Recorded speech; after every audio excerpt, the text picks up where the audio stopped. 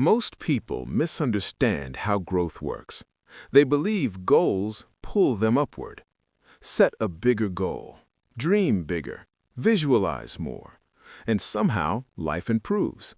But that is not how human behavior operates. You do not rise to the level of your goals. You fall to the level of your standards. Goals are aspirational. Standards are operational. And your life is not built on aspiration. It is built on repetition. Let's define something clearly. A goal is something you hope to achieve. A standard is what you refuse to tolerate. Those are not the same. You can have ambitious goals and weak standards. You can say, I want to be fit. But if you tolerate missed workouts, late nights, inconsistent eating, your standard is low, regardless of your goal. You can say, I want to be financially disciplined. But if you tolerate impulse spending, avoid checking your accounts, delay planning, your standard is low. And standards determine trajectory. Here is the uncomfortable truth. Your current life reflects your current standards, not your intentions, not your dreams, not your potential. Your standards. Standards are the floor of your behavior. They are the minimum you accept from yourself. If your floor is unstable, your future cannot rise. Most people obsess over raising the ceiling. They want breakthroughs, they want transformation, they want sudden leaps, but they ignore the floor. They ignore wake-up time, work discipline, emotional regulation, digital boundaries, daily consistency. They tolerate mediocrity in small things while chasing excellence in large things. That contradiction destroys progress, because excellence is not built in moments of intensity. It is built in moments of standard. Think of standards like gravity. You may jump high for a moment, motivated, inspired, disciplined for a week, but gravity pulls you back to your normal level. Your normal level is your standard. If your standard is, sometimes I follow through, that is where you land. If your standard is, I execute regardless of mood, that is where you land. This is why goals alone are fragile. They depend on emotion. Standards depend on identity. Standards answer the question, what kind of person am I on an ordinary day? Not your best day, not your inspired day, your ordinary Tuesday. That is the real measurement. Let's shift perspective.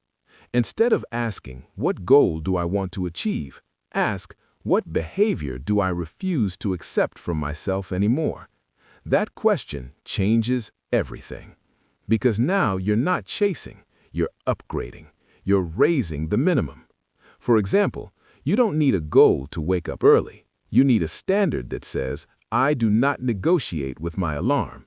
You don't need a goal to exercise. You need a standard that says, I train 3 times a week, period.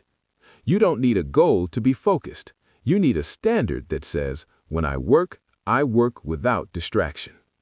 Goals inspire, standards stabilize, and stability builds authority in your own life. Here's another uncomfortable layer. When your standards are low, you subconsciously lower your self-respect because you know.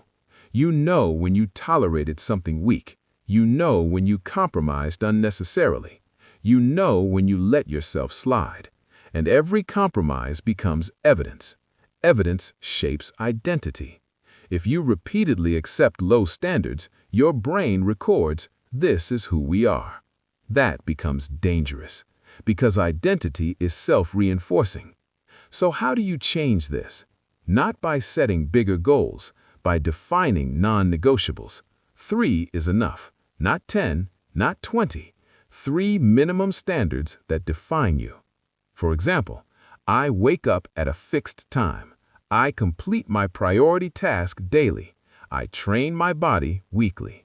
Simple, clear, trackable. Now your life has a floor. And once the floor rises, everything else rises naturally. You don't need constant motivation. You don't need emotional speeches. You need enforcement. Calm enforcement. This is where discipline becomes powerful. Discipline is not aggression.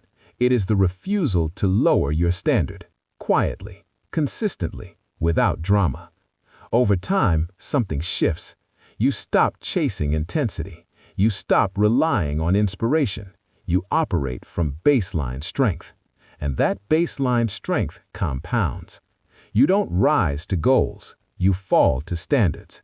So raise the floor. Define your minimum. Protect it. Enforce it.